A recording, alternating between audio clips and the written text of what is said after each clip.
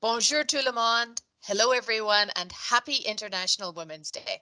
I'm Mairead Lavery, the President and CEO of Export Development Canada, and I'm joined by my colleague Laurie Kerr, the CEO of FinDev Canada.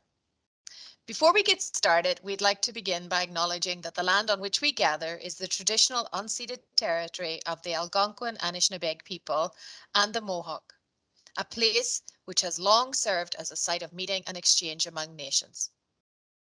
Laurie and I are pleased to take this moment to celebrate International Women's Day and talk a little bit about the women who have inspired us and the way that inspiration has had an impact on us still today. So, hi Laurie, happy International Women's Day. And happy International Women's Day to you, Mairead. It's really great to see you. Yeah, you as well. So, Laurie, we're going to keep this like short and sweet and nippy. So, I've got a few questions. I would like to kick off with really reflecting on one of the themes of International Women's Day, which is women inspiring women. So, tell us about a woman who really inspired you in the past and what impact has that person had on your goals and your career? Thanks so much, Mairead. Well, I have to say that it really doesn't take me long to think about the woman who has most inspired me in my career.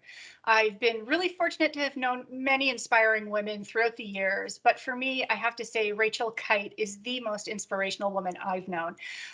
If you don't know, Rachel was the World Bank Group Vice President and Special Envoy for Climate Change leading the run up to the Paris Agreement in 2015. She was previously World Bank VP for Sustainable Development and was also a VP at the IFC for ESG and Business Advisory. I grew up in the multilateral development bank community, and so I knew of Rachel for a very, very long time. But I first met her personally when she was the CEO and special representative of the United Nations Secretary General for Sustainable Energy for All, after she had left the World Bank. Rachel is absolutely incredible. She is visibly passionate about development and climate change, and the way she speaks truth will silence any room, whether high-ranking officials or you just in a room with her. Her passion, her honesty, and her desire to affect real change and impact has inspired me in innumerable ways. I would add that Rachel is currently the Dean of the Fletcher School at Tufts University, the first woman dean of the school, I might add. So a very inspirational person all the way around. But let me turn the question back to you, Mairead. Who's the woman or the women who've provided you with inspiration and influenced your goals and career?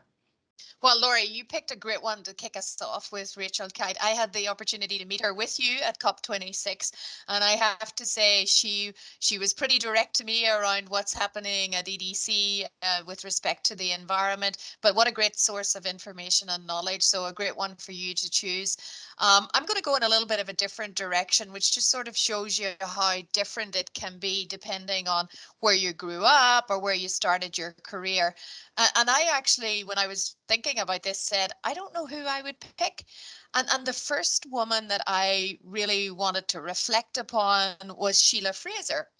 And Sheila used to be one of the Auditor General of Canada. And I remember when I emigrated to Canada in 2000, seeing her on TV presenting her audit reports. And, you know, as usual, there was a few contentious audit reports.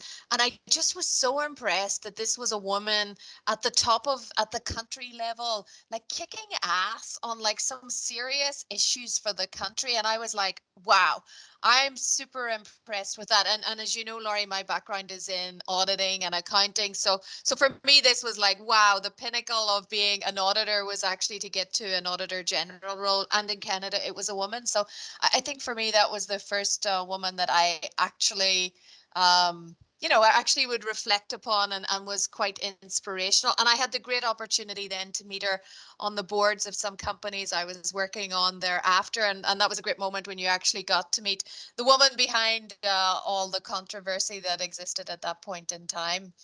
So Laura, you've mentioned Rachel, I've mentioned Sheila, and Rachel, of course, has so much experience in the multilateral world of which you are still part of. So maybe link that to FinDev Canada. You've had this inspiration, you've been in this space for a little bit of time. Tell us how you, as the first female CEO at FinDev Canada, is carrying on that work of inspiring women and then including it in your business. Excellent. So I'll talk about this in two ways. So first, as a development finance institution, FinDev Canada supports development through the private sector, and we lead with impact. We have three impact goals, in addition to market development and climate action, which are very relevant. We also hold women's economic empowerment and gender equality as a key impact goal. So that's part of our DNA. We're a gender lens investor. We apply a gender lens to every investment, looking for ways and supporting our clients and partners on their gender equality journey.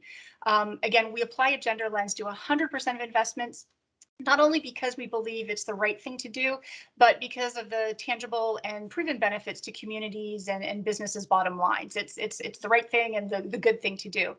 At FinDev Canada, we're helping to support thousands of quality jobs for women and women-owned MSMEs in our regions through our investments. 2/3 of our investments qualify for the 2X Challenge, and that's an initiative that mobilizes capital towards investments that actively and intentionally empower women as entrepreneurs, as leaders in the workplace, workers, and consumers of products and services that enhance their economic participation. We also actively participate in a series of strategic global initiatives to continue to promote gender lens investing among different levels and types of investors, like the 2X Collaborative, Gender Smart Investing, etc. So as an organization, again, we really embody gender lens investing and holding women's economic empowerment and gender equality as our key impactful goal. But beyond investments, FinDev Canada actually walks the talk. And I'm so proud to be the first woman CEO of FinDev Canada. And I'm also really proud that we have a gender balanced board of directors, a gender balance advisory council, as well as within the FinDev Canada leadership and across the whole FinDev Canada team. So again, we're really walking the talk and doing great things on the gender front at FinDev Canada. And what about you, Mairead? Can you tell us a little bit about how this is reflected in EDC? Well, thanks for that, Laurie. And I think I'll pick up where you left off. One of the things that I'm most proud of is the actual gender balance across the levels of employment at EDC. I'm really proud of that, and particularly on our women in leadership statistics. So something that as the first female president and CEO, I'm particularly excited about. And even more than that, the engagement of the women at EDC. They've formed their own employee resource group. They take on issues of interest to the women across the organization and of course across FinDev Canada as well. So we're very fortunate that we have a really engaged community of women who are looking out to help other women in the organization. In terms of Canadian business, we've taken a similar approach, not necessarily calling it gender-based investing, but really how do we help our women exporters, women-owned and women-led exporting.